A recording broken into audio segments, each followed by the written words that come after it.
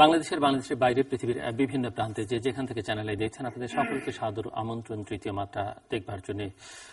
প্রিয় দর্শক, টানা অবরোধ চলছে প্রায় মাসখানেক হলো এবং দফায় দফায় কখনো জেলাভিত্তিক, কখনো বিভাগবাড়ি, কখনো গোটা দেশ জুড়ে হরতাল পালিত হচ্ছে এবং এই মুহূর্তে আমরা যখন কথা বলছি তখনও হরতালের মধ্যে আমরা কথা বলছি। এই হরতাল শেষ হবার কথা ছিল আজ ভোরে, কিন্তু হরতালকে বৃহস্পতিবার সন্ধ্যা পর্যন্ত টেনে নিয়ে যাওয়া হয়েছে। এবং আপনারা জানেন যে এই প্রায় মাসখানেক ধরে এই নাশকতা, সহিংসতা বা আন্দোলনের নামে যা হচ্ছে তাতে আন্দোলনকারীদের দিক থেকে যে তৎপরতা, সহিংস তৎপরতা সেটিতে প্রায় অর্ধশতাধিক মানুষ নিহত হয়েছেন এবং সরকারের দিক থেকে সরকারি তৎপরতা অর্থাৎ আইনশৃঙ্খলা রক্ষাকারী বাহিনীর তৎপরতাও বেশ কজন নিহত হয়েছেন। গতকালই অন্তত প্রাণ হারিয়েছেন ৮ জন, পেট্রোল বোমা নিক্ষেপে দগ্ধ হয়ে মারা গেছেন তারা। অন্যদিকে ট্রাক চাপা পড়ে যুব দলের 2 জন নেতা বা কর্মী তারা মৃত্যুবরণ করেছেন এবং প্রতিদিনই দগ্ধ হচ্ছেন অসংখ্য মানুষ। প্রায় কয়েকশো গাড়ি ইতিমধ্যেই পুড়েছে সারা দেশ জুড়ে এবং রেল লাইনে নাশকতা হয়েছে। আপনারা জানেন রেলের পেট্রোল বোমা ছুড়ে মারা হয়েছে, রেলের বগি লাইনচ্যুত হয়েছে, তাতে করে অনেকে দগ্ধ হয়েছেন। বিভিন্ন হাসপাতালে প্রতিটি বার্ন ইউনিটে দগ্ধ মানুষের আর্তচিৎকার। দেশের অর্থনীতি মোটামুটিভাবে বিপর্যস্ত, দেশের শিক্ষা ব্যবস্থা চরম হুমকির মুখে এবং সবচেয়ে বড় কথা হচ্ছে দেশের প্রতিটি নাগরিক এখন চরম নিরাপত্তাহীনতায় ভুগছেন। অন্যদিকে যেটি লক্ষ্য করা যাচ্ছে, মানুষের এই অসহায় অবস্থার মধ্যেও প্রধান 2 প্রতিপক্ষ অত্যন্ত অনন্য নিজ নিজ অবস্থানে এবং একদিক থেকে জনগণের অবস্থান থেকে বলা যেতে পারে নির্বিকারও তারা। যারা আন্দোলন করছেন তাদের অবস্থা হচ্ছে এরকম যে যে কোনো পরিস্থিতিতে যে কোনো মূল্যে তারা তাদের লক্ষ্যে পৌঁছতে চান, তাতে সাধারণ মানুষের জানমালের দিকে তাদের খুব একটা তোয়াক্কা নেই এবং সরকারের দিক থেকে মনে হচ্ছে পুরো বিষয়টিকে তারা প্রশাসনিক পদক্ষেপের মাধ্যমে সমাধান করতে চাইছেন, দিকটি রাজনৈতিক দিকটি বিবেচনায় একেবারেই নিতে চাইছেন না এবং প্রতিনিয়তই বলবার চেষ্টা করছেন যে সপ্তাহখানেকের মধ্যেই দ্রুতই সমস্যার নিষ্পত্তি হবে। কিন্তু লক্ষ্য করা যাচ্ছে যে পরিস্থিতি ক্রমে ক্রমে আরও বেশি উত্তপ্ত হয়ে উঠেছে। যদিও বা কালকে আমরা লক্ষ্য করেছি যে আওয়ামী লীগের একজন নেতা, যিনি একটা সময় মুখপাত্রের দায়িত্ব পালন করেছেন, তিনি বলেছেন যে বিএনপির 30 থেকে 32% সমর্থন গোটা দেশে রয়েছে, কাজেই এই সময়টাতে মানে এই আন্দোলন দমন করবার ক্ষেত্রে বা তাদের এই তৎপরতা দমন করতে বেশ খানিকটা সময় লাগতে পারে। যদিও ঢাকা মেট্রোপলিটন পুলিশের কমিশনার আবার বলেছেন যে সপ্তাহখানেকের মধ্যেই পুরো পরিস্থিতি তারা নিয়ন্ত্রণে নিয়ে আসবেন। আওয়ামী লীগের অন্তত 2 জন সিনিয়র নেতা বলেছেন যে সাংবিধানিক সব বিকল্প তারা ব্যবহার করবেন। কিন্তু যে যাই বলুন না কেন, মানুষ অস্বস্তির মধ্যে আছে, অস্থিরতার মধ্যে আছে, উদ্বেগের মধ্যে আছে, উৎকণ্ঠার মধ্যে আছে এবং এক দুঃসহ অবস্থায় আছে। পরিস্থিতি কিভাবে দেখছেন আমার অতিথিরা, এর কারণ কি এবং এর থেকে নিষ্পত্তির উপায় কি, সেটি আমরা আলোচনা করব। আলোচনা করবার জন্য আমার আজকের অতিথি বায়ে বসা আছেন বাংলাদেশ সরকারের নৌপরিবহন মন্ত্রী শাহজাহান খান, আর ডানে রয়েছেন বাংলাদেশ রাইফেলস, যেটি বর্তমানে বর্ডার গার্ডস বাংলাদেশ, তার সাবেক মহাপরিচালক অবসরপ্রাপ্ত মেজর জেনারেল আলম ফজলুর রহমান। স্বাগত আপনাদের দুজনকে স্টুডিওতে। মিস্টার শাহজাহান খান, আপনার কাছ থেকেই শুনতে চাইব। ইতিমধ্যেই গণমাধ্যম সূত্রে আমরা জেনেছি আপনি গত পুরো মাস জুড়ে বেশ কিছু মন্তব্য করেছেন, বেশ কিছু পদক্ষেপের কথা বলেছেন, পরিস্থিতিকে ব্যাখ্যা বিশ্লেষণ করবার চেষ্টা করেছেন।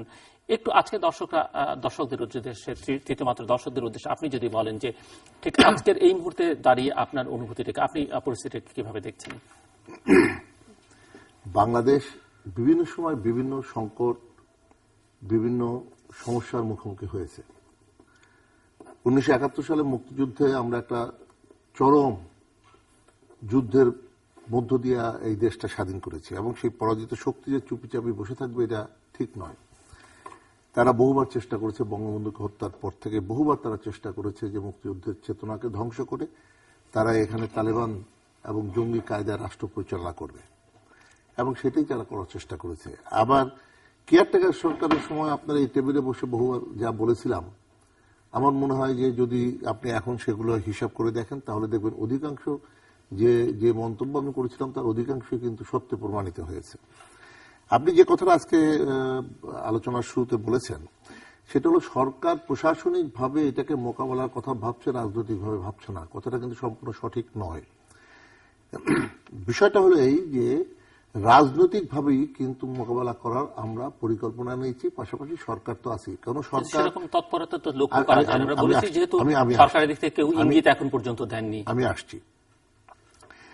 জনগণ হলো সব ক্ষমতার অধিকারী এবং জনগণ তারাই সবচেয়ে অসহায়।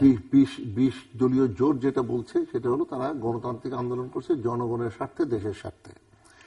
জনগণ এবং দেশের স্বার্থে কোথায় জনগণ, আপনি কি এ পর্যন্ত বলতে পারবেন কোন আন্দোলন, কোন সংগ্রাম, কোন দেশে জনগণকে প্রতিপক্ষ করে সফলতা অর্জন করেছে এমন কোন নজির নেই। বিএনপি এবং জামাত এই জোট, 20 দলীয় জোট জনগণকে প্রতিপক্ষ করেছে। জনগণকে যদি প্রতিপক্ষ না করত তাহলে পরে এ পর্যন্ত আপনার 2013 সালে যে ঘটনা ঘটিয়েছিল নির্বাচনের আগে, তারা 58 জন ড্রাইভার হেল্পারকে পুড়িয়ে পিটিয়ে কুপিয়ে ইট মেরে হত্যা করেছিল।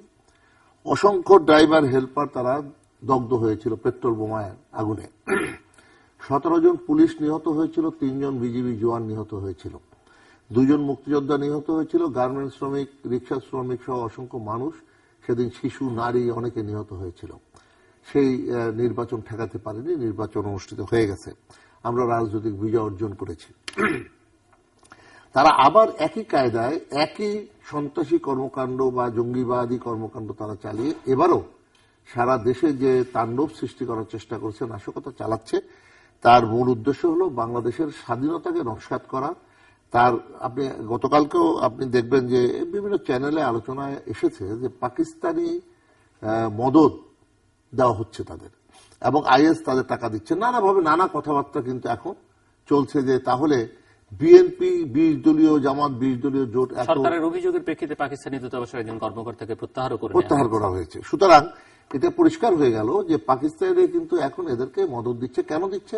তাদের যে 71-এর যে পরাজয়ের গ্লানি সেটা তারা ঢাকতে চায়, মুছতে চায়। সুতরাং আমাদের কিন্তু এটা কিন্তু রাজনৈতিকভাবেই মোকাবেলা করতে হবে, শুধু প্রশাসনিক নয়। প্রশাসনিক তো সন্ত্রাসী কর্মকাণ্ড চললে রাজনৈতিকভাবে মোকাবেলাটা কি সেটি আমরা আমি সে জায়গাটাই আসবো।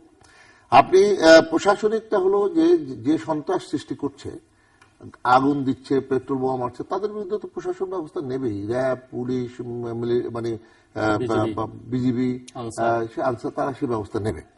পাশাপাশি আমরা যেটা এখন শুরু করেছি, আপনি দেখেন এটা কিন্তু এতদিন হয়নি, এখন কিন্তু শুরু হচ্ছে। কি হচ্ছে?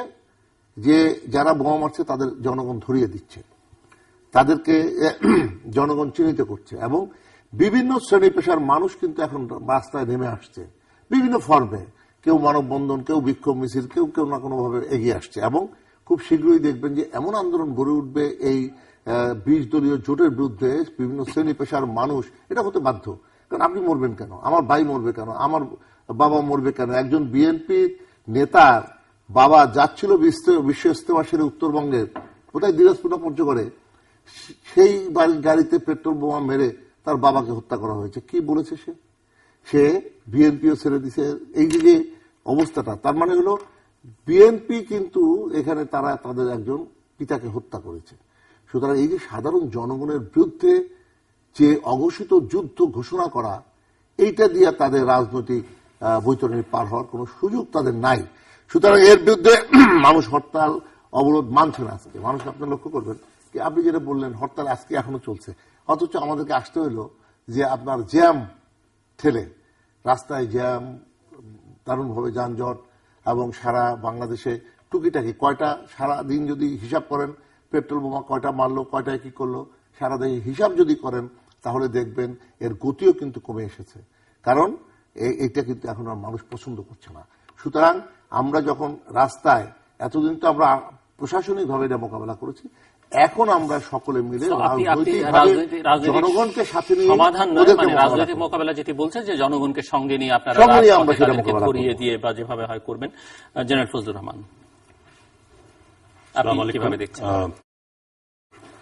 সবাইকে ধন্যবাদ জানিয়ে যারা আমার বক্তব্য শুনছেন, এবং মাননীয় মন্ত্রী এবং জিল্লুর রহমান আপনাকেও ধন্যবাদ জানিয়ে আমার বক্তব্য শুরু করছি।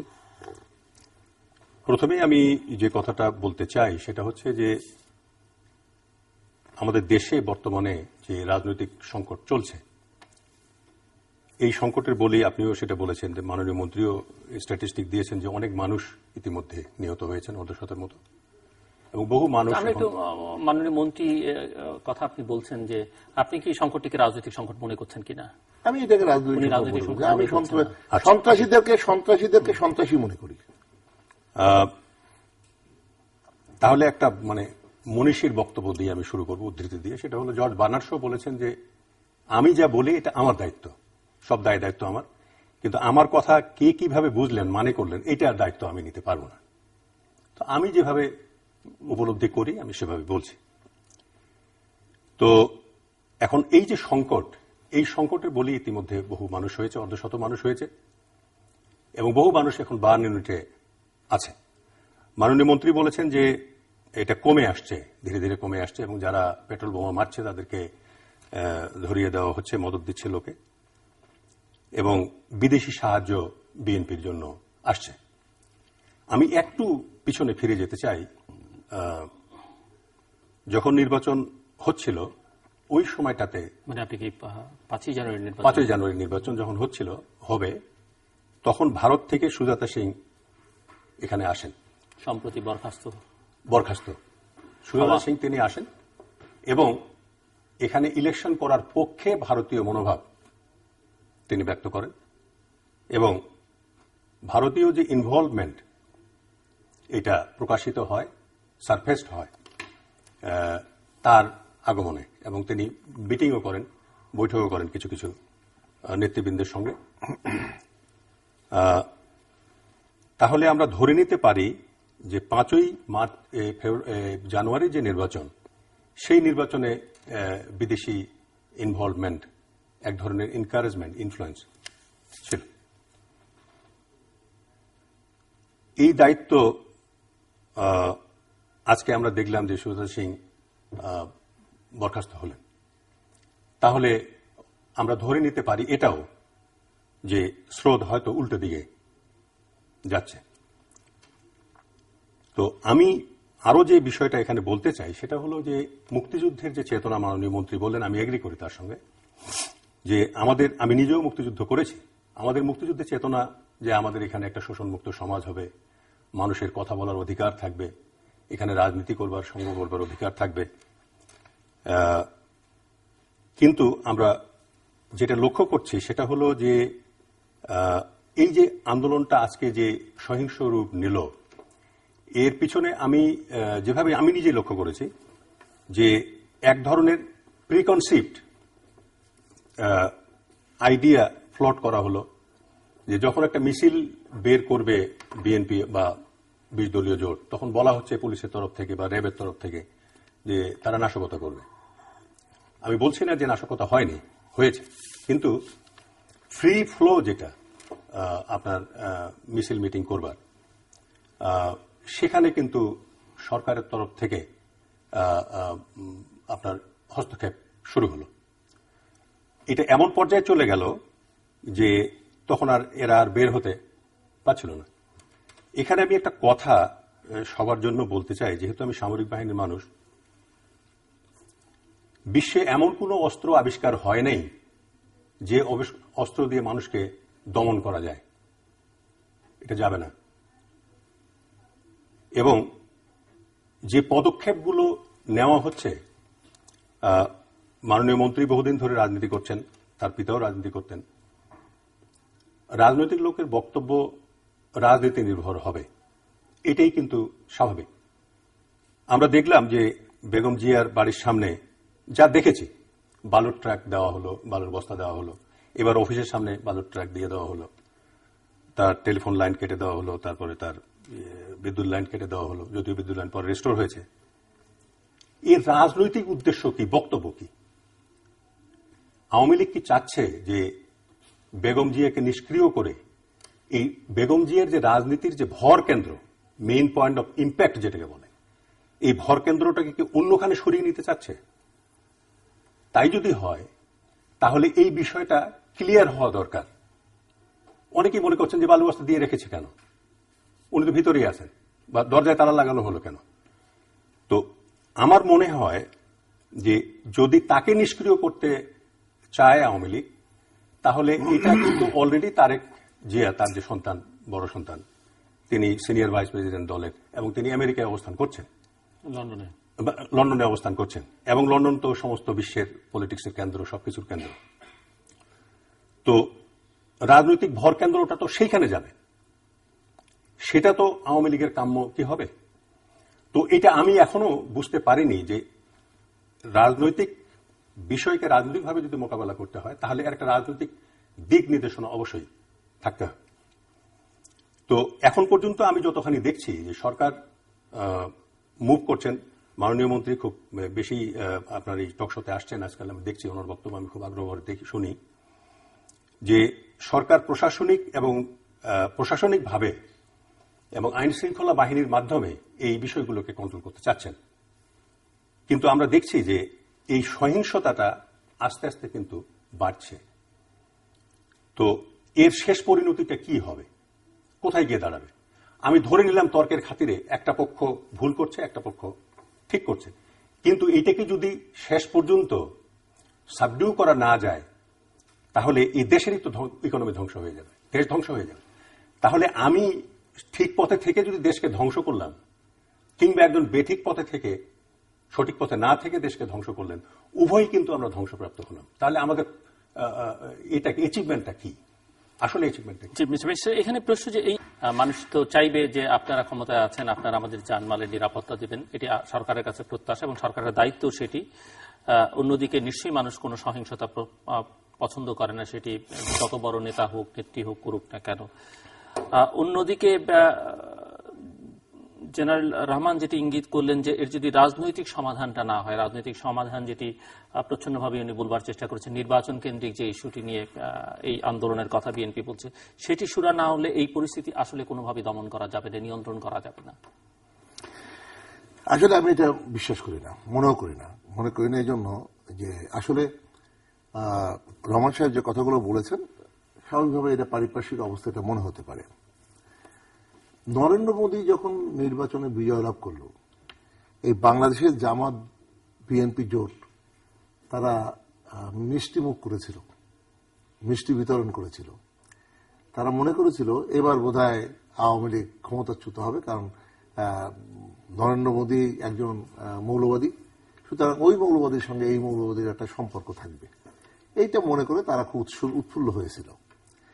কিন্তু যেদিন পররাষ্ট্রমন্ত্রী আসলো বাংলাদেশে ভারতের, তিনি যে চিঠিটা বহন করে নিয়ে এলেন নরেন্দ্র মোদীর, সেই চিঠির ভাষা যেটা আপনার নিশ্চয়ই মনে থাকার কথা, সেটা হলো তিনি বলেছেন যে বাংলাদেশের স্বাধীনতা আন্দোলনে ভারতের জনগণ রক্ত দিয়েছে, সুতরাং ভারত এবং বাংলাদেশের জনগণের সম্পর্ক রক্তের বাঁধনে বাঁধা।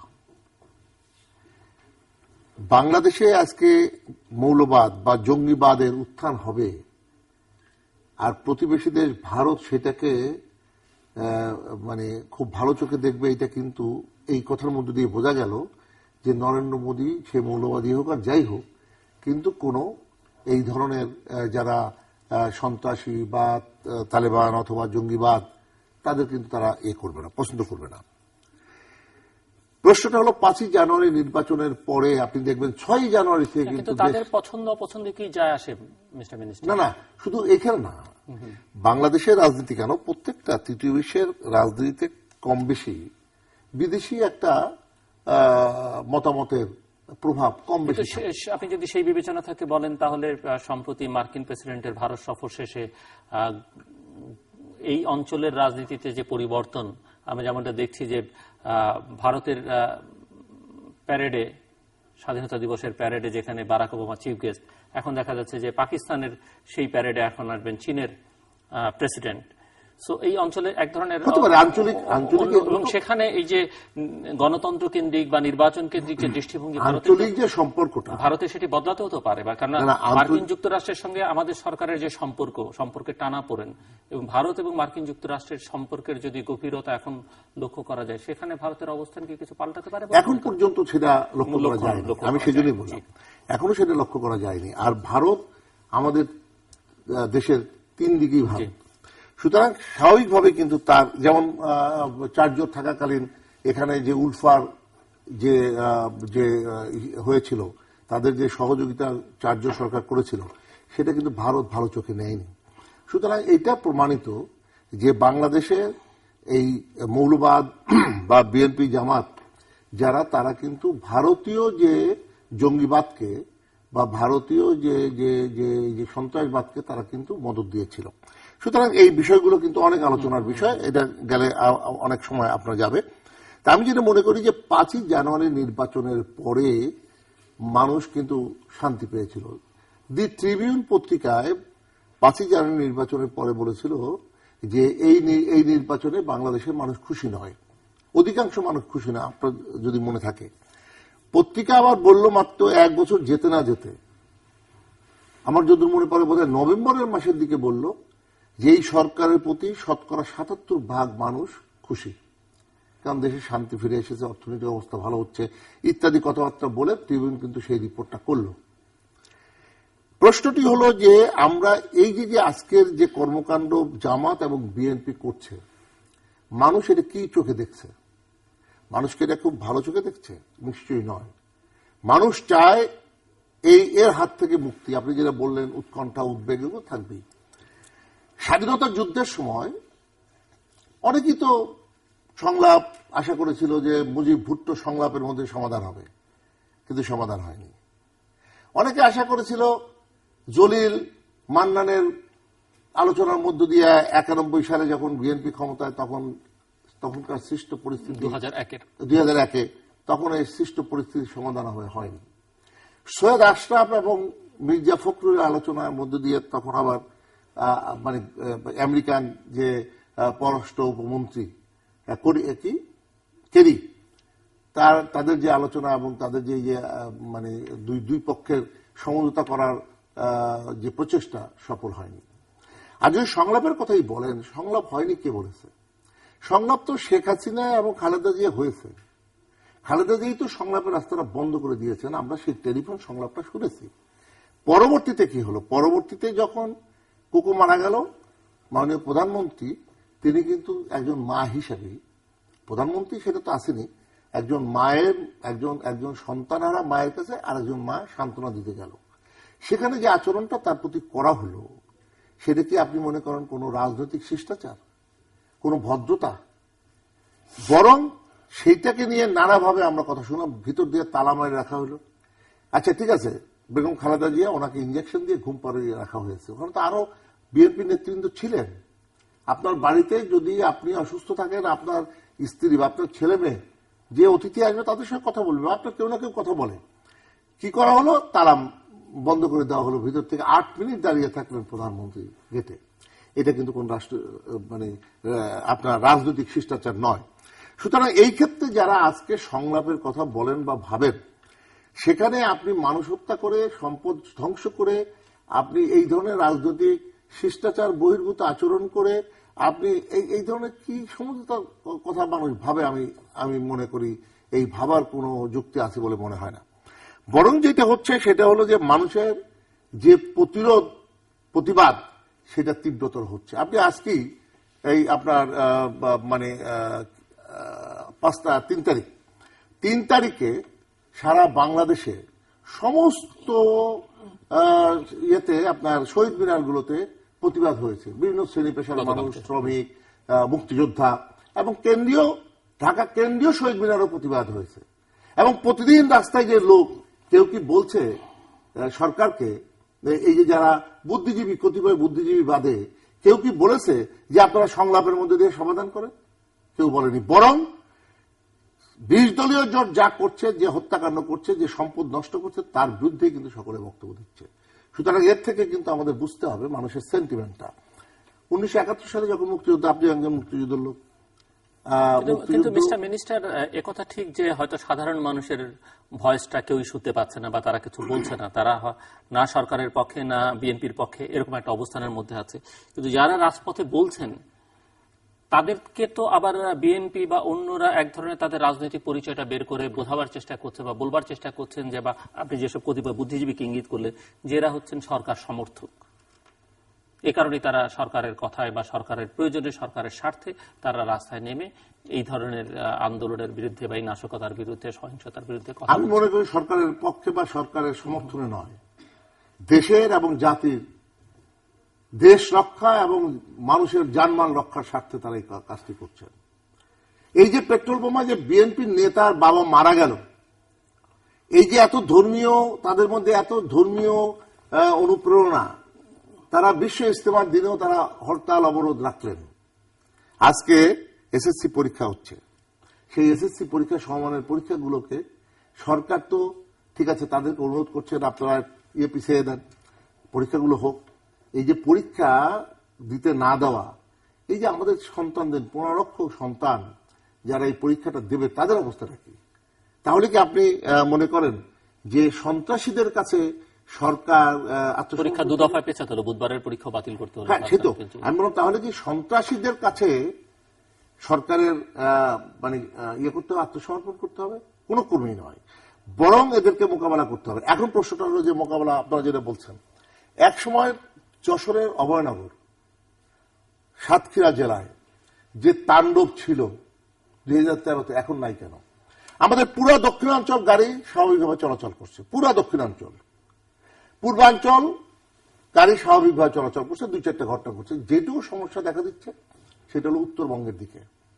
এছাড়া আপনি চট্টগ্রাম বন্দরে গত 3 দিন আগে সবচেয়ে বেশি ট্রাক সেখানে ঢুকেছে এবং বেরিয়েছে, 5700। নর্মালি সাধারণত 4500 থেকে 5000 পর্যন্ত যাতায়াত করে, কিন্তু আমরা সেদিন দেখেছি 5700 ট্রাক।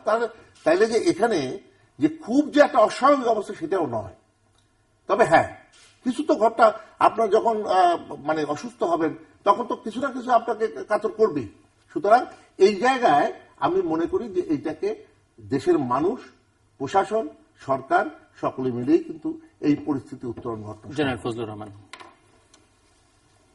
আমি যেহেতু এখানে কিছুদিন আগে আপনার আমেরিকান প্রেসিডেন্ট ভারত সফর করে গেলেন, তো আমাদের একেবারে ল্যান্ড বর্ডার আছে আমাদের ভারতের সঙ্গে, ক্লোজেস্ট নেইবার। এই ভিজিটটাকে আমি একটু আঞ্চলিকতার যে এখানে যে রাজনীতি, আঞ্চলিক রাজনীতি, সেই নিরিখে আমি একটু দেখতে চাই। আমরা জানি যে আমেরিকাতে এখন মন্দা চলছে, এখন আস্তে আস্তে তারা ওটাকে কাটিয়ে উঠবার চেষ্টা করছে। বহু মানুষ বেকার হয়েছে সেখানে, তাদের অর্থনীতি খুব একটা ভালো নাই। মহামন্দা যে 1930 সালে হয়েছিল তার চেয়ে কিন্তু এবার বেশি হয়েছে। তো আমেরিকা চাচ্ছে তার বাজার সম্প্রসারণ করতে, বিশেষ করে ভারতে এবং এই সাউথ ইস্ট এশিয়ান রিজনে। তো আমরা বাংলাদেশের যে অবস্থান এখানে সাউথ ইস্ট এশিয়াতে খুব গুরুত্বপূর্ণ জায়গার মধ্যে আমরা আছি।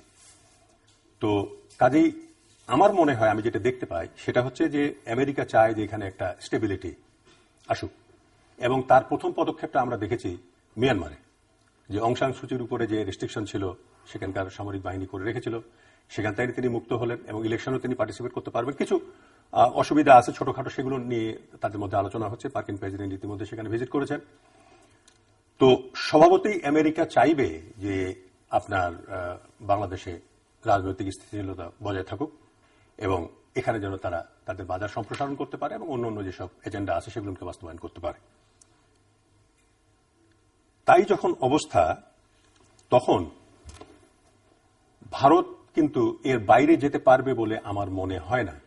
ভারতও চাইবে এখানে একটা রাজনৈতিক স্থিতিশীলতা বজায় থাকুক। তা না হলে ভারত কিন্তু এখন বলছে যে জনগণের মতামতই হলো সবচেয়ে বড় মতামত, এবং জনগণের সঙ্গে আমরা আছি, জনগণ যেদিকে যাবে সেদিকে আমরা আছি।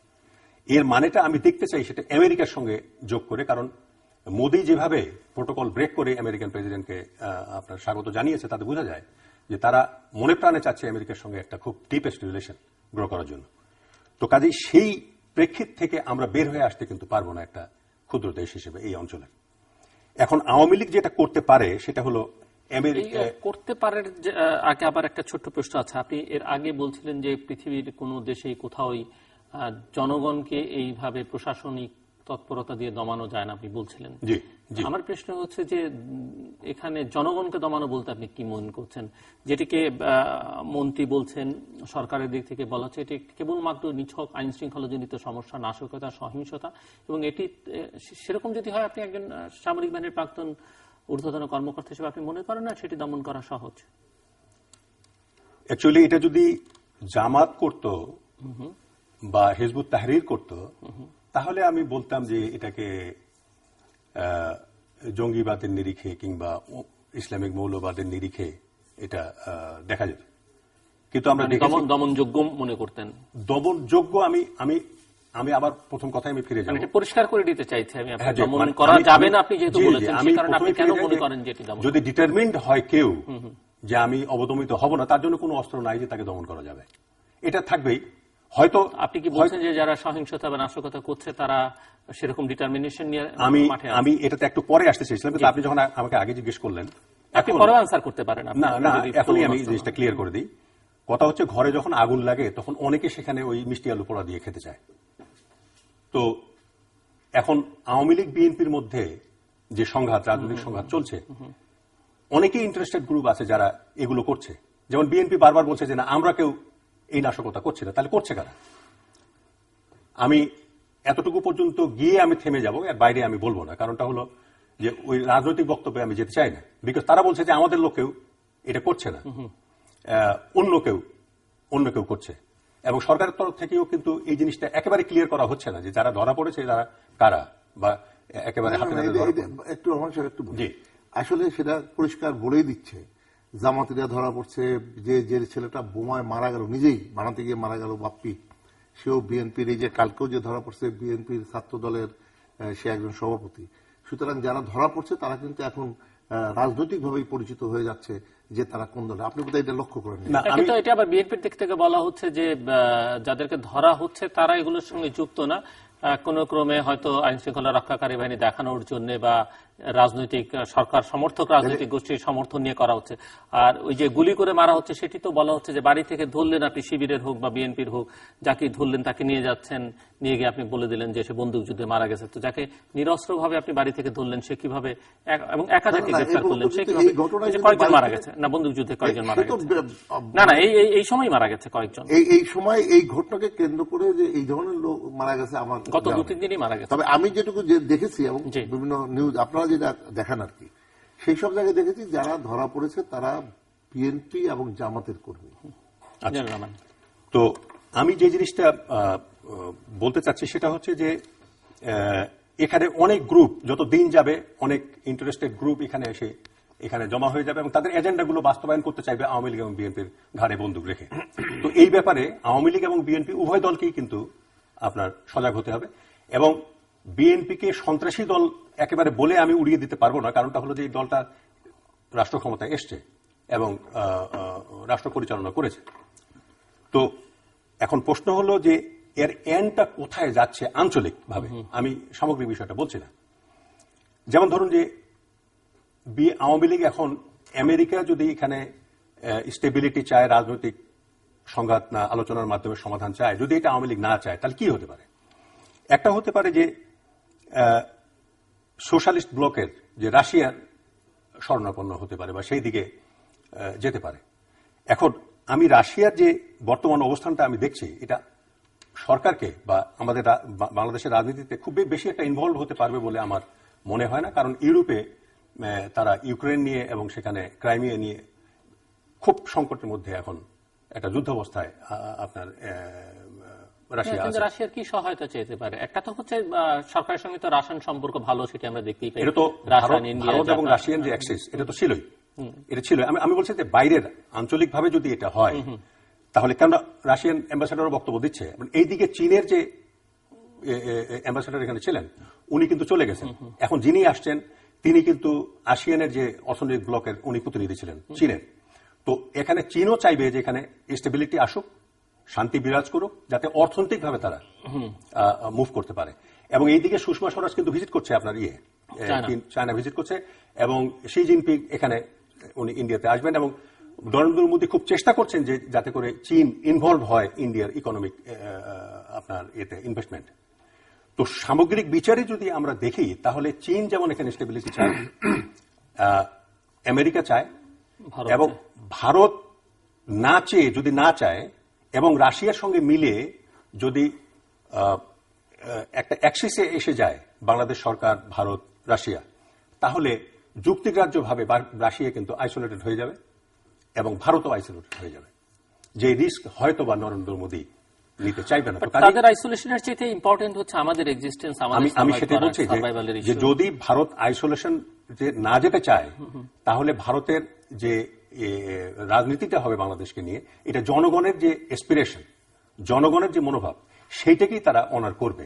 এই জিনিসটা সরকারকে বুঝতে হবে এবং সেই নিরিখে প্রশাসনিক নয় রাজনৈতিকভাবে বিষয়টাকে মোকাবেলা করতে হবে, সেটাই আমার ধারণা। মিস্টার আমরা আপনার কাছ থেকে একটু শুনতে চাইবো, আমরা তো অনুষ্ঠান সময় গড়িয়ে যাচ্ছে, ঘড়ির কাঁটা ঘুরছে, যে আসলে এর থেকে কোনো আশ্বাস বাণী আপনি শোনাতে পারেন কিনা, যেহেতু সরকারে আছেন, যে আসলে আমরা তো এর থেকে পরিত্রাণ চাই, দেশবাসী প্রথমে একটা রাজনৈতিক স্থিতিশীলতা চায়, একটা সমাধান চায়, আমি বিশ্বের নিরাপত্তা চায়। সন্ত্রাসী কর্মকাণ্ড এবং তার পরিণতির হিসাব যদি করেন তাহলে এই দাঁড়াবে যে 1979 সালে পবিত্র কাবা গৃহ দখল করে নিয়েছিল ইরানি সন্ত্রাসীরা, এবং সেই সন্ত্রাসীদের হাত থেকে কাবা গৃহ উদ্ধার করতে 15 দিন সময় লেগেছিল। সেখানে 127 জন নিরাপত্তা বাহিনী এবং 115 জন সন্ত্রাসীরা নিহত হয়েছিল এবং আরো অনেক লোক নিহত হয়েছিল। পাকিস্তানের লাল মসজিদও সন্ত্রাসীরা দখল করে সেখানে সন্ত্রাসী কর্মকাণ্ড শুরু করেছিল এবং সেখানেও পাকিস্তানি সেনারা সেটাকে উদ্ধার করেছে। ভারতের যে স্বর্ণ মন্দির শিখ মৌলবাদীরা দখল করে সেখানে 22 মাস তারা এই নানা ধরনের সন্ত্রাসী কর্মকাণ্ড তারা করেছিল, শেষ পর্যন্ত টিকতে পারে নাই। আপনার শ্রীলঙ্কার যে তামিল একটা এলাকায় তারা স্বাধীনতা ঘোষণাই করে দিয়েছিল, তারপরে কিন্তু সেখানে তারা টিকতে পারে নাই, শ্রীলঙ্কার সেনাবাহিনী সেটা উদ্ধার করেছে। কিন্তু কত বছর, এবং শ্রীলঙ্কার সেই পরিস্থিতি পরে আসেন আরো কিছু, সেই পরিস্থিতি বাংলাদেশের জন্য আশীর্বাদ হয়েছিল, বিশেষ করে গার্মেন্টস সেক্টরে। উলফা, ভারতের উলফা, ভারতের চারু মজুমদারের নকশাল। আমি তো মুক্তিযুদ্ধের সময়, রহমান সাহেব আপনিও বোধহয় মুক্তিযুদ্ধের সময় ট্রেনিং, আপনার তো ট্রেনিং আগেই ছিল, তো ভারতে গেছিলেন আমি জানি না, কলকাতায় ট্রেনিং করে আমি যখন ফিরে এলাম তখন দিনের বেলায় আমি দেখেছি পুলিশের সঙ্গে এই নকশালটা গোলাগুলি করছে, এবং ওই সময় পুলিশ তার রিভলভার এবং বন্দুক চেইন দিয়ে তার মাজার সঙ্গে বেঁধে রাখত। আপনি বোধহয় দেখছেন এই নকশালদের ভয়ে। সেই নকশালও টিকতে পারে না। আমাদের দেশে যে সরবরাহ পার্টি বলেন, স্বামী মোদীর দল বলেন, না দল তো এই সন্ত্রাসী কর্মকাণ্ড করেছে। আমার প্রশ্নটা এক জায়গায়, সেটা হলো জনগণের আন্দোলন একটা, আরেকটা হলো সন্ত্রাসী কর্মকাণ্ড। আপনি এইটাকে কি হিসাবে আপনি চিহ্নিত করবেন? এটাকে আপনি জনগণের আন্দোলন চিহ্নিত করবেন না সন্ত্রাসী কর্মকাণ্ড বলবেন? সন্ত্রাসী কর্মকাণ্ড হলে যে জিনিসটা দাঁড়াবে সেটা হলো যে এই সন্ত্রাসী কর্মকাণ্ডের পরিণতি ওই যে এতগুলো ঘটনা বললাম, এর যে পরিণতি ঘটেছে একই পরিণতি বাংলাদেশে এই সন্ত্রাসী। আপনি যখন রাজনৈতিক শেষ করি, স্বাভাবিক স্পেস দেবেন না, তখন তো এই ধরনের পরিস্থিতি। আমি আসছি। তারপরে আপনি এই ধরেন মিশরের, আফগানিস্তান, নানা জায়গাতে এই ঘটনাগুলো আমরা দেখেছি তো, মৌলবাদীদের অবস্থান এবং এই যে ধর্মীয় অনুভূতিকে কাজে লাগে বিভিন্ন জায়গায় কিছু কাজ কর্মকাণ্ড করা ইত্যাদি। আমাদের দেশে 64টা জেলা, ডিস্টারবেন্স কয়টা জেলা? 10, 12, 14। এখন প্রশ্নটা হলো এই কয়েকটা জেলাকে আপনি যদি মনে করেন যে এই সন্ত্রাসী কর্মকাণ্ড এইসব জেলায় হচ্ছে, চিহ্নিত করা হয়েছে, এর হাত থেকে এখন জনগণ প্রশাসন যৌথভাবে এটাকে আমরা মোকাবেলা করব। আপনি যেটা বললেন একটা সন্ত্রাসী দলকে, যে আপনার নিশ্চয়ই মনে আছে বঙ্গবন্ধু রায় হয়েছিল 8ই নভেম্বর মামলার যে রায় হয়েছিল বোধহয় 1999 বোধহয় 99 সালে সম্ভবত। তাহলে ওই 7ই নভেম্বর কেন্দ্র করে বিএনপি একটা সভা করেছিল পল্টন ময়দানে। সেই সভায় যখন বেগম খালেদা জিয়ার বক্তৃতা দেওয়া শেষ হয়ে গেল, তারপরে সেখানে বোমাবাজি হলো। কারা করলো? তারা। এবং যে গ্রেনেড গুলো পাওয়া গেল জেলখানার ওয়ালের পাশে বিভিন্ন জায়গায়, উদ্দেশ্যটা কি ছিল? বঙ্গবন্ধুর হত্যাকারীদের রক্ষা করা এবং বঙ্গবন্ধুর হত্যাকারীদের রায় যেন না হয়, সেই কারণে এমন একটা পরিস্থিতি সেদিন সৃষ্টি করা হয়েছিল ওখানে। একইভাবে আপনি দেখেন যে আপনি এই বিএনপিকে বা জামাতকে আপনি ঢাকায় করতে দিলেন না সভা। কেন দিল না? বলা হলো যে এই জায়গায় সন্ত্রাসী কর্মকাণ্ড হতে পারে, কারণ সিঁদুরে মেঘ দেখলে ভয় পায় ঘর পোড়া গরু। আমরা তো ঘর পোড়া গরু, আমরা হেফাজতে ইসলামকে কত শান্তিপূর্ণ করতে দিলাম, তারপর কি কাণ্ড তারা করেছিল। এবং হেফাজতের সেই স্টেজে কারা বসেছিল?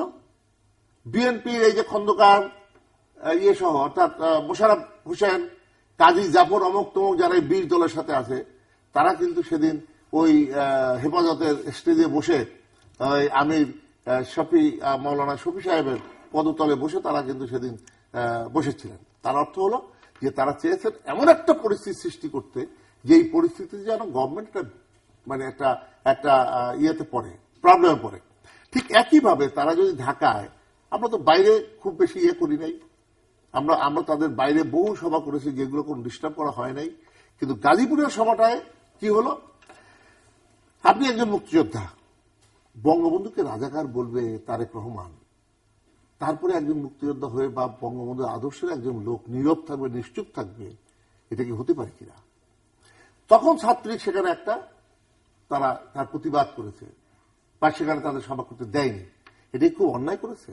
আপনি বঙ্গবন্ধুকে রাজাকার বলবেন, আপনি বঙ্গবন্ধুকে বলবেন পাকিস্তানের সঙ্গে আঘাত করতে চেয়েছিল, আপনি তাকে বলবেন যে জিয়াউর রহমান স্বাধীনতার ঘোষক, আপনি বলবেন যে শেখ মুজিবুর রহমান প্রথম রাষ্ট্রপতি নয়, এই সমস্ত কথাবার্তা উন্মাদের মতো বলবেন, আর এই পাগলের কথা আমাদের নাচতে হবে, এইটা মনে করার কোনো কারণ আছে নাকি? আপনি ইতিহাসকে বিকৃত করবেন। আপনি যখন এই 4 জন যখন ক্ষমতা এসেছিল, তারা আমাদের এই মুক্তিযুদ্ধের যে 3 নাম্বার 16টা দলিল, 3 নাম্বার দলিলের পৃষ্ঠা পাল্টিয়েছিল কেন? কে পাল্টানোর অধিকার দিয়েছিল তাকে? তাহলে পরে এর মধ্য দিয়ে প্রমাণিত হয় মুক্তিযুদ্ধের চেতনা, মুক্তিযুদ্ধের অর্জনকে ধ্বংস করার জন্য বিএনপি জামাত জোট তারা উঠে পড়ে লেগেছে। এবং আজকে শেখ হাসিনাকে যদি তারা, আপনি বলেন তো, শেখ হাসিনাকে আপনি 17 বার না 21 বার না কয়বার আপনি হত্যা করার চেষ্টা করলেন, খালেদা জিয়া তো কেউ কখনো হত্যা করার চেষ্টা করলো না, কেন করলো না? এবং যেদিন এস এম কিবরিয়া হত্যা করা হয়, সেদিন তারেক রহমান গোপালগঞ্জে তার দলের নেতা কর্মীদের সম্মেলন করে, এবং যখন শুনলো তারেক রহমান যখন শুনলো যে কিবরিয়া সাহেব নিহত হয়েছে, উনি সাথে সাথে বঙ্গবন্ধুর মাজারে গিয়া মাজার জিয়ারত করলেন লোক দেখানোর জন্য। পরিস্থিতি মানে এটা একটা টার্নিং পয়েন্ট হিসেবে তারা নেওয়ার চেষ্টা করলো।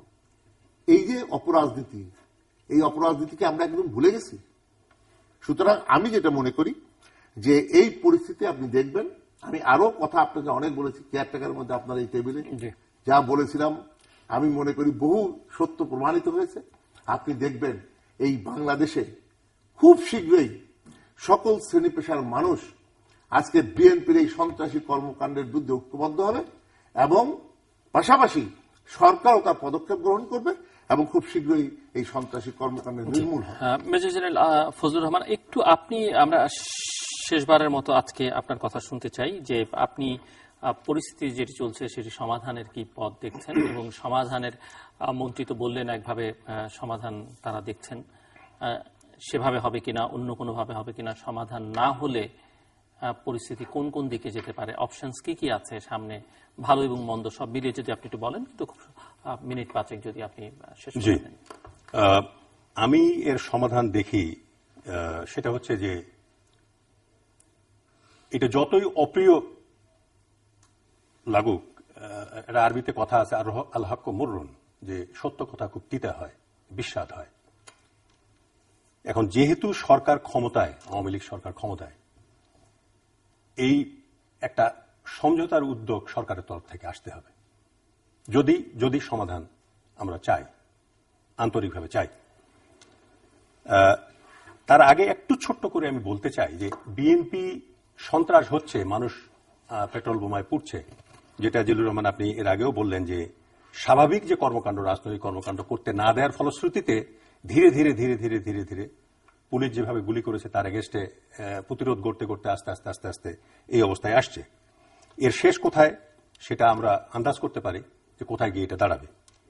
তো কাজে আমি বিএনপিকে, এবং যদি আজকে অপোজিশনে থাকতো আওয়ামী লীগ এবং বিএনপি ক্ষমতায় থাকতো, তাহলে আমি কোনোক্রমেই আওয়ামী লীগকে বলতাম না যে এটা সন্ত্রাসী দল। যদি তারেক জিয়ার কথায় বঙ্গবন্ধুর যে রাজাকার বলছেন বা অন্য কিছু বলছেন, তাতে যদি আওয়ামী লীগ সন্ত্রাস করতো, এই ধরনের পেট্রোল বোমা মারতো, আমি আওয়ামী লীগকে কিন্তু সন্ত্রাসী দল বলতাম না, বলতাম রাজনৈতিক দল। এইটা একটা পরিণতির জন্য এই জিনিসটা হচ্ছে। তো কাজেই বিএনপি একটা রাজনৈতিক দল এবং এর যে আন্দোলনের যে গতিটা, আমি পিছনে ফিরে যেতে চাই না, কারণটা হলো যে পঞ্চদশ সংশোধনী যেটা, সেখানে সুপ্রিম কোর্টের রায় ছিল এবং মাননীয় মন্ত্রী আমার চেয়ে বেশি জানবেন, সেখানে 2বার এটা নিয়ে ইলেকশন করার কথা ছিল, যে 2বার হতে পারে, পার্লামেন্ট সিদ্ধান্ত নেবে। কিন্তু পার্লামেন্ট সিদ্ধান্ত নিল যে না, এটাকে, যদিও সুপ্রিম কোর্ট বলেছিল যে এটা সংবিধানের সঙ্গে সাংঘর্ষিক, কিন্তু এই 2বার যদি এটা করতে দেওয়া হতো তাহলে হয়তোবা আজকের এই পরিস্থিতি আমরা এড়াতে পারতাম এবং এই যে সময়টা আমরা পেতাম, এই সময়ের মধ্যে এমন একটা পলিসি আমরা ইভলভ করতে পারতাম হয়তো, যে যার প্রত্যেক 5 বছর পর পর যেন আমাদেরকে রক্ত ঝরাতে না হয়, সরকার পরিবর্তনের একটা শান্তিপূর্ণ যে একটা টেকিং ওভার যেন হয়। কিন্তু সেই জিনিসটা কিন্তু আমাদের হয়নি। এরপরে 5 বছর পরে আবার কিন্তু এই গন্ডগোল লাগবে। তো কাজেই আমি যে জিনিসটা বলবো, যে লাল মসজিদের কথা মাননীয় মন্ত্রী বলেছেন, পাকিস্তানের লাল মসজিদে কিছু লোক মারা গেছে, কিন্তু সন্ত্রাসী কর্মকাণ্ড কিন্তু সেখানে থামেনি।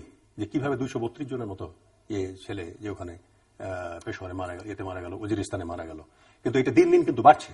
একটা জায়গায় হয়তো দমন হচ্ছে, কিন্তু আরেকটা জায়গায় এটা ছড়িয়ে পড়ছে। তো আমি যে জিনিসটা বলতে চাই, সেই জিনিসটা হলো যে আমাদের আর্মিতে বলা হয় যে টেকনিক্যাল মিস্টেক কারেক্ট করা যায়, কৌশলগত মিস্টেক কারেক্ট করা যায়, কিন্তু স্ট্র্যাটেজিক মিস্টেক কিন্তু কারেক্ট করা যায় না। এই স্ট্র্যাটেজিক মিস্টেক কারেক্ট করা যায় না। এটা একবার যদি করে ফেলা যায় তাহলে কিন্তু আর এটা ফিরে আসবে না। তো আমি মনে করি যে ডায়ালগ খুব ইমিডিয়েটলি শুরু হওয়া দরকার এবং জনগণকে নিয়ে, যেহেতু রাজনীতি, আমরা জনগণকেই দেখছি যে নিগৃহীত হচ্ছে, বেশি পেট্রোল বোমে বেশি মরছে, কৃষকরা তাদের উৎপাদিত ফসল ঢাকায় পাঠাতে পারছে না, বিভিন্ন জায়গায় মুভ করতে পারছে না, লোকে ট্রেনে ফিশ প্লেট উঠে নেওয়ার জন্য আপনার লাইনচ্যুত হয়ে যাচ্ছে। তো প্রধানমন্ত্রী, তাকে আমি শ্রদ্ধা করি, তিনি বঙ্গবন্ধু কন্যা, নিশ্চয়ই তিনি উপলব্ধি করেন, তিনি একটা উদ্যোগ নেন। তার আমরা যেটা আর্মিতে বলি যে যেখানে আমি টার্গেট খুব যত বড় শক্তিশালী হই না কেন, এনিমির কিছু টার্গেট থাকে যেগুলো অসম্ভব শক্ত অবস্থায় থাকে, আমি যদি সেটাকে আক্রমণ করতে যাই তাহলে কিন্তু আমি ক্ষতিগ্রস্ত হব। তো সেই জন্য ওখান থেকে উঠে আসাটাকে বলা হয়, আগে উইথড্রল বলা হতো, এখন বলা হয় টেকনিক্যাল রিডিপ্লয়মেন্ট। তো রাজনীতিতে শেষ কথা যেহেতু কিছু নাই, আমি মনে করি এখানেও শেষ কথা হওয়া উচিত নয়। সরকারের তরফ থেকে ডায়ালগের প্রপোজাল আসা উচিত, উদ্যোগ নেওয়া উচিত এবং এই সমস্যাটাকে দেশের সমস্যা হিসেবে, রাজনৈতিক সমস্যা হিসেবে চিহ্নিত করে, জনগণের কথা ভেবে, দেশের কথা ভেবে, সবচেয়ে বড় কথা যে দলে আমি আছি সেই দলের কথা ভেবে, সবকিছু ভেবে আমার মনে হয় অতি সত্বর আলোচনার জন্য অগ্রসর হওয়া উচিত এবং একটা ইলেকশনের, মধ্যবর্তী ইলেকশনের ঘোষণা আসা উচিত। যদি সেগুলো না হয়, যদি সেটা না হয় তাহলে আমি আবার আমার পূর্ব কথায় ফিরে যাব। মানুষকে দমন করার অস্ত্র তৈরি হয়নি বিশ্বে, কেউ পারবে না। এই আইসিসকে দমন করার জন্য এত চেষ্টা করছে, কই হচ্ছে না, দমন হচ্ছে না।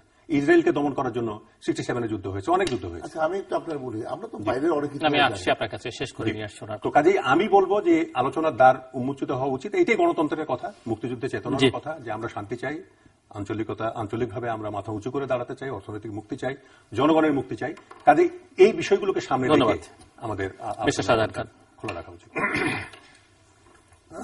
উনি অনেক কথাই বলেছেন এবং অপশনের ব্যাপারে বলেছেন। একটা, সেটা হলো সমঝোতার উদ্যোগ সরকারকে নিতে হবে। আমি আগেই বলেছি, সন্ত্রাসীদের সঙ্গে সমঝোতা হয় না। সন্ত্রাসীদেরকে সন্ত্রাস মোকাবেলা করেই কিন্তু পরবর্তীতে সিদ্ধান্ত নিতে হবে।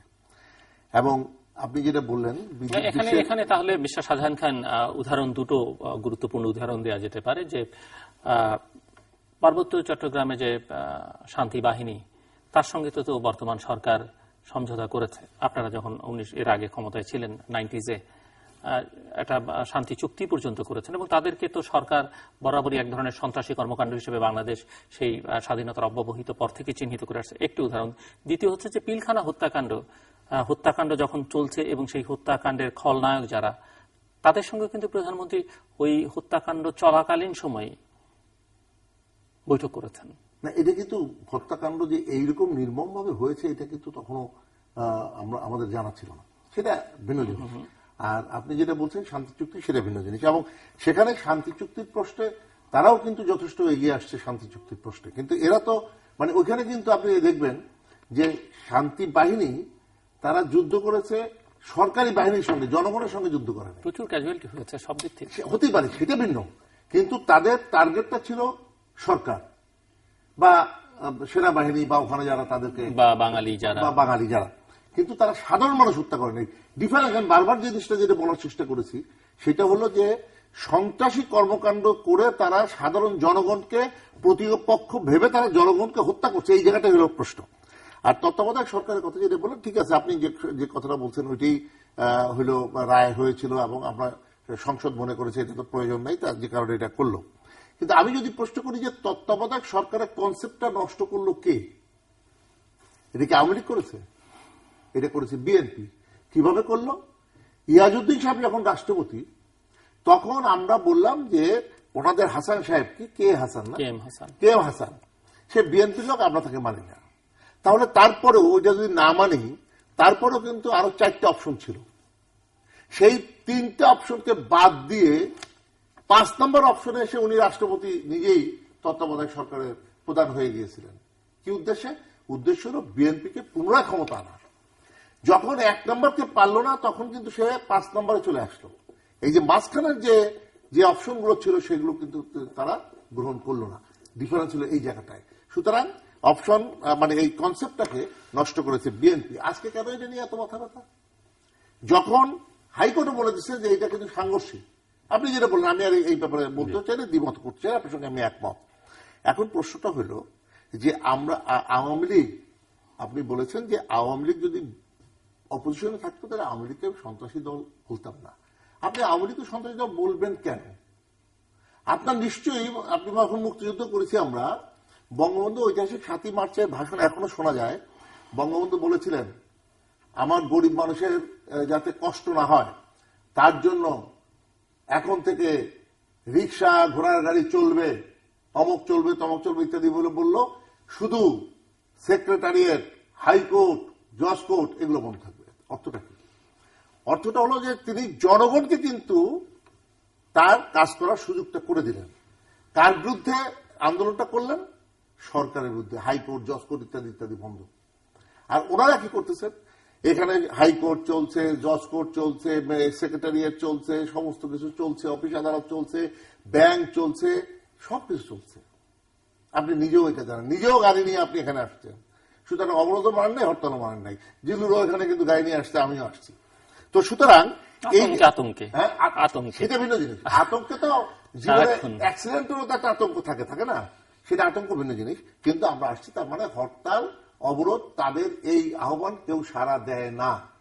আওয়ামী লীগ যে আন্দোলন করেছে, আপনার নিশ্চয়ই মনে আছে যে যখন জনতার মঞ্চ আমরা গড়ে তুললাম 1996 সালে সেক্রেটারিয়েটের সামনে, সেই মঞ্চের থেকে কি বোমাবাজি করা হয়েছিল? মোটেই না। বরং সেই মঞ্চে কি দেখছিলাম আপনার নিশ্চয়ই মনে আছে, আমরা ভুলে যাইনি।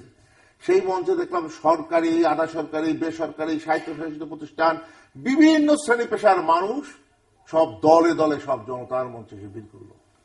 উদ্দেশ্য সরকারকে বাধ্য করা। এই আওয়ামী লীগ যে দাবি দিছিল সেটাকে বাধ্য করেছিল, জনতার দাবি প্রতিষ্ঠিত হয়েছিল। আজকে কার দাবি? কোন জনগণ কি বলছে যে বিএনপির এই সমস্ত সন্ত্রাসী আজকে যারা এই যে হত্যাকাণ্ড করছে, যে হুকুমদার, সে আসামি হবে না? আপনার ভাইকে যদি কেউ হুকুম দিয়ে হত্যা করে, আমি যদি হুকুম দিয়ে হত্যা করলাম, সে হত্যা করলো, সেও আসামি হবে, আমি আসামি হব। আপনি কি করবেন? আমাকে বাদ দিয়ে কি আসামি করবেন? কারণ আমি তো হুকুম দিছি। তাহলে এই যে হুকুমদাতা আজকে খালেদা জিয়া, আপনি কালকের ইউক্লিপসের যে পড়ছেন নিশ্চয়ই দেখছেন, টেপ আমার পকেটে এখনো আছে, শুনতে পারেন। কি বলেছেন খালেদা জিয়া তার বক্তৃতায়, মানে তার টেলিফোন ভাষ্য শোনেন? সমস্ত জায়গায় এই সন্ত্রাসী নাশকতা কর্মকাণ্ড করার জন্য তিনি ফোনে নির্দেশ দিচ্ছেন। তাহলে জিনিসটা কি? উনি এই সকল হত্যাকাণ্ডে দায়িকা। সুতরাং তার কিন্তু এই বিচার তারও হবে, কারণ তিনি হবেন হুকুমের আসামি। সুতরাং সে কিন্তু রক্ষা পাবে না। এইটাকে যদি আমরা শুরু করি, এখন মনে করেন খালেদা জিয়াকে যদি গ্রেফতার করা হয়, তখন যদি কেউ বলে যে কেন তাকে গ্রেফতার করা হলো, কেন আপনি তাহলে ঠেকাইতে পারলেন না এই হত্যাকাণ্ড, কেন খালেদা জিয়ার এই নাশকতামূলক কথা, টেলিফোন ভাষ্য উনি বন্ধ করতে পারলেন না কেন?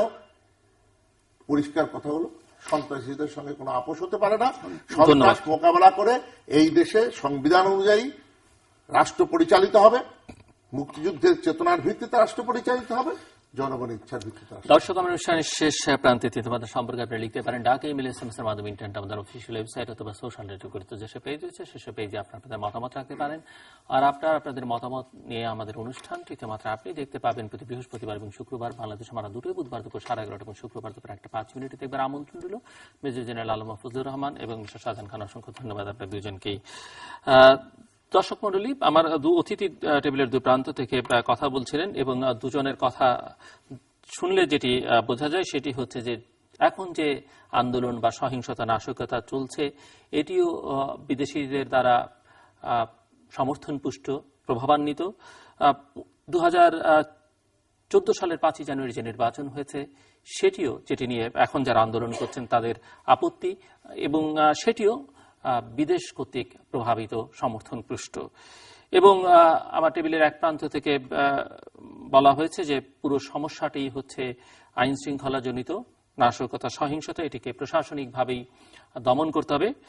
অন্য প্রান্ত থেকে বলা হয়েছে যে এটি একটি রাজনৈতিক সংকট, রাজনৈতিকভাবেই সমাধান করতে হবে এবং কোনো প্রশাসনিক তৎপরতা দিয়ে এটিকে দমন করা যাবে না। এবং ওনারা আরো যেটি বলবার চেষ্টা করছেন যে আমার এক অতিথি বলেছেন যে এটিকে প্রধানমন্ত্রী উদ্যোগ নিতে হবে, সমঝোতার পথে হাঁটতে হবে। অপর প্রান্ত থেকে বলা হয়েছে যে সন্ত্রাসীদের সঙ্গে সমঝোতার কোনো সুযোগ নেই। সমঝোতা অনেকেই চান, অনেকেই মনে করেন যে দুটো রাজনৈতিক দল বসে একটি সমঝোতার মধ্যে বা সংলাপের মধ্যে প্রবেশ করলে পরিস্থিতি হয়তো খানিকটা স্থিতিশীল হতে পারে এবং এটিকে একটি দীর্ঘমেয়াদী স্থিতিশীল অবস্থার মধ্যে নিয়ে যাওয়া যেতে পারে। কিন্তু সেখানেও প্রণিধানযোগ্য বা যথেষ্ট বিবেচনার দাবি রাখে যে এই ধরনের সংলাপ বা সমঝোতাও কিন্তু বাংলাদেশকে নিষ্কৃতি যে দেবে, মুক্তি দেবে, সেটি কিন্তু নিশ্চিত করে বলা যায় না। বরং যেটি হওয়া দরকার, যদি সংলাপ সমঝোতা হতেই হয়, সেটি দীর্ঘমেয়াদে বাংলাদেশ কিভাবে চলবে সেই বিষয়ে মাথায় রেখে হতে হবে। কারণ প্রতি বছর 5 বছর পর পর বা 3-4 বছর পর পর এই ধরনের রক্তপাত বাংলাদেশের মানুষ আর দেখতে চায় না। এবং এটি যদি অব্যাহত থাকে তাহলে এই রাজনৈতিক যেসব রাজনৈতিক নেতৃত্বের মনস্তত্ত্বের মধ্যে এই ধরনের সমস্যা রয়েছে, যে যারা নিজেদের বাইরে অন্য কিছু বোঝেন না, যারা নিজেদের জেদের উপরে অন্য কিছু বোঝেন না, যারা বাংলাদেশের সাধারণ মানুষকে, অসহায় মানুষকে বিবেচনায় নিতে চান না, তাদের কাছ থেকে তাদের রাজনীতি, এটি রাজনীতি কি না সেটি আলোচনার দাবি রাখে। এই অপরাজনীতি বা কুরাজনীতি থেকে মানুষ আসলে পরিত্রাণ চায়, মুক্তি চায়, নিষ্কৃতি চায়। দর্শক, আমাদের সঙ্গে থাকবার জন্য অসংখ্য ধন্যবাদ। আপনাদের সবার জন্য শুভকামনা।